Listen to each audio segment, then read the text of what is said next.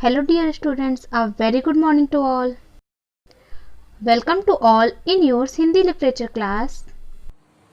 बच्चों, आज हम पढ़ेंगे हिंदी लिटरेचर का पार्ट 4 भारत कोकिला। यह हमारे पेन पेपर टेस्ट का पार्ट है। तो बच्चों, आपको पता है कि आपका सिलेबस इस बार 3 पार्ट में डिवाइड हुआ है, pen paper test, subject enrichment और एक्टिविटी। तो इनमें हम लोगों ने पेन पेपर टेस्ट के पहले पार्ट यानी भारत प्यारा इसे पढ़ लिया है और आज हम इसका दूसरा पार्ट पढ़ेंगे, पार्ट 4 भारत कोकिला सरोजनी नायडू। नए पार्ट को शुरू करने से पहले हमने भारत प्यारा कविता में क्या पढ़ा उसको थोड़ा सा जान लेते हैं। बच्चों, भारत प्यारा कविता यह देश प्रेम पर आधारित कविता है और इस कविता में कवि ने वसुधैव कुटुम्बकम की भावना को भी उजागर किया। मतलब हमारी संपूर्ण धरती ही परिवार है और यहाँ पर हम सब परिवार के समान ही रहते हैं। हमारा देश ऐसा है कि यहाँ पर शत्रु को भी भाई कहकर बुलाया जाता है और इस कविता के रचनाकार थे सत्यनारायण लाल। तो बच्चों, आइए अब हम अपने नए पार्ट 4 भारत कोकिला सरोजनी नायडू इसे शुरू करते हैं। बच्चों, यह एक जीवनी है जो कि सरोजनी नायडू के जीवन पर लिखी गई है। इसमें सरोजनी नायडू के बारे में बातें बताई गई हैं कि उनका जीवन कैसा था, उन्हें किसमें रुचि थी और वह उन्होंने क्या किया है, उन्हें क्या उपलब्धि प्राप्त हुई है। तो आइए अब हम अपने पाठ को पढ़ते हैं। सरोजनी नायडू का जन्म 13 फरवरी 1879 यानी 1889 को हुआ था।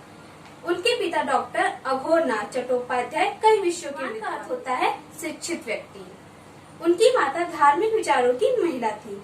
महिलाओं के लिए बहुत प्रेरक रही हैं। प्रेरक का अर्थ होता है प्रेरणा देने वाला। बालिका सरोजनी को बचपन से ही पुस्तकों से बड़ा प्रेम था। केवल 12 वर्ष की आयु में उन्होंने हाई स्कूल की परीक्षा उत्तीर्ण कर ली थी। बचपन से ही कविता पढ़ने में उनकी विशेष रुचि थी। वे गाती भी बहुत अच्छा थी। 11 वर्ष की आयु में उन्होंने कविता लिखी जिसकी बड़ी प्रशंसा हुई। यानी उन्होंने जो कविता लिखी थी उसकी बहुत ही प्रशंसा लोगों ने की, उसकी बहुत ही तारीफ की। इससे प्रोत्साहन पाकर सरोजनी ने 1300 पंक्तियों की एक लंबी कविता the lady of the lake लिख डाली। जब उनको पहली कविता उन्होंने लिखी उससे उनको क्या हुआ, तारीफ मिली, तो उन्होंने फिर से कविता लिखी और इस बार उन्होंने 1300 पंक्तियों की कविता लिखी, वो भी इंग्लिश में।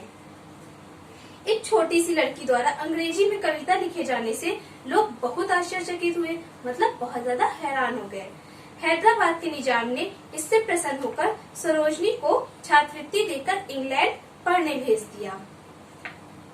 इंग्लैंड में वे पढ़ाई के साथ साथ अंग्रेजी में कविताएं भी लिखती रहीं। वहाँ पर वो पढ़ाई के साथ साथ अपनी कविता लिखने की रुचि को भी आगे बढ़ाती रही। वहाँ से लौटने पर 1898 यानी 1898 में ईस्वी में गोविंद राजरू नायडू से उनका विवाह हो गया। उन दिनों सारे देश में स्वतंत्रता आंदोलन छिड़ा हुआ था। सरोजनी नायडू की सन 1902 में गोपाल कृष्ण गोखले से भेंट हुई। उन्होंने ही सरोजनी नायडू को स्वाधीनता संग्राम आंदोलन में भाग लेने के लिए प्रेरित किया। सन 1914 में लंदन में उनकी भेंट महात्मा गांधी से हुई। महात्मा गांधी दक्षिण अफ्रीका से लंदन की यात्रा पर आए थे, तभी उनकी भेंट किससे हुई, सरोजनी नायडू से। 1916 में उनकी भेंट नेहरू जी से हुई और सरोजनी नायडू पूर्णतः स्वाधीनता संग्राम आंदोलन में कूद पड़ी। पूर्णतः मतलब पूरी तरह से, यानी सब कुछ छोड़कर वो स्वतंत्रता संग्राम के आंदोलन में आ गयी। उन्होंने अन्य नारियों को भी आंदोलन में भाग लेने के प्रोत्साहित किया। जैसे वह आंदोलन में आई थी, उन्होंने और भी स्त्रियों को बोला कि आप भी आओ, अपने देश को आजाद कराने में हमारी सहायता करो। गांधी जी उनकी योग्यता से बहुत प्रभावित हुए। धीरे धीरे सरोजनी की गिनती देश के बड़े नेताओं में होने लगी। उनके गीतों ने देशवासियों को झंझोड़ा। उन्हें भारत कोकिला की उपाधि से भी विभूषित किया गया। उनकी जो कविताएं थी, उनके जो गीत थे, उससे प्रभावित होकर वो इतने अच्छे थे कि उन्हें भारत कोकिला की उपाधि प्रदान की गई। सरोजनी नायडू एक कुशल वक्ता भी थी। वह एक अच्छा भाषण देने वाली भी थी। वक्ता का अर्थ होता है बच्चों भाषण देने वाला। उनकी वाणी में जादू था। जब वह बोलती थी सब उन्हें सुनते रहते थे। जहाँ कहीं वे भाषण देने खड़ी हो जाती, लोगों की भीड़ टूट पड़ती थी। यानी उनका भाषण सबको इतना पसंद था कि भीड़ लग जाती थी। 1925 के कानपुर अधिवेशन में वे भारतीय राष्ट्रीय कांग्रेस की अध्यक्ष चुनी गई। भारतीय महिलाओं में यह पद सबसे पहले सरोजिनी नायडू को ही मिला था। 1930 के नमक सत्याग्रह और 1942 के भारत छोड़ो आंदोलन में वे गिरफ्तार कर ली गयी।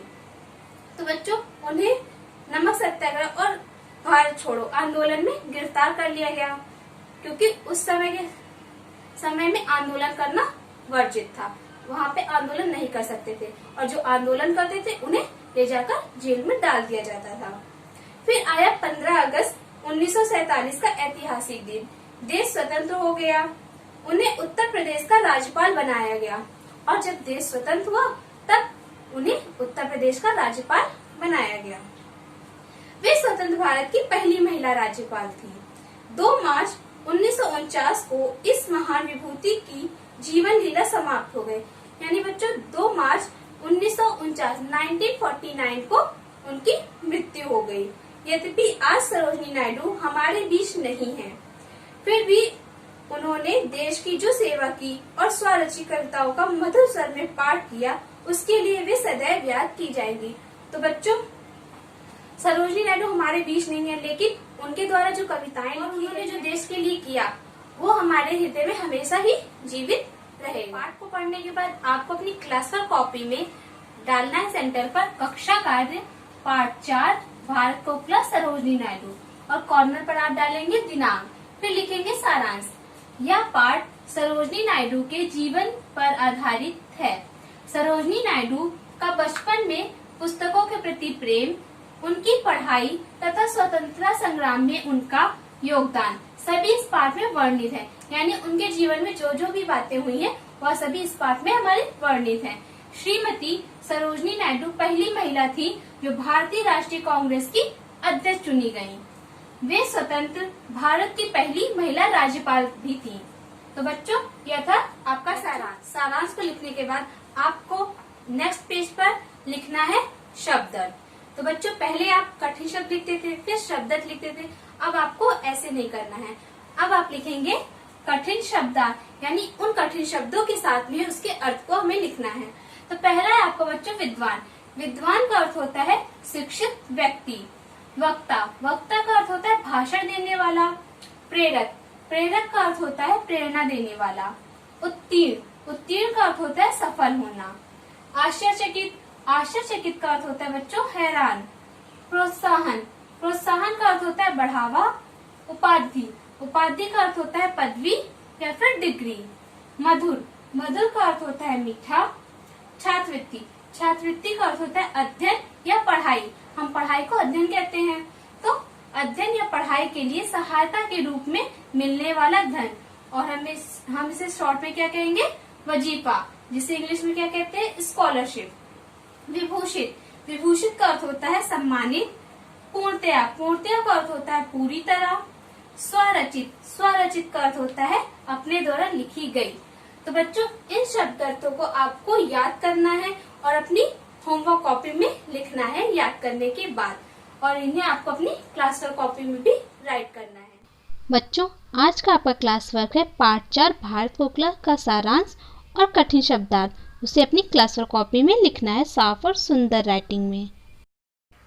आज का आपका गृह कार्य है पाठ 4 भारत कोकिला सरोजिनी नायडू के कठिन शब्दार्थ को याद करके अपनी होमवर्क कॉपी में लिखना है।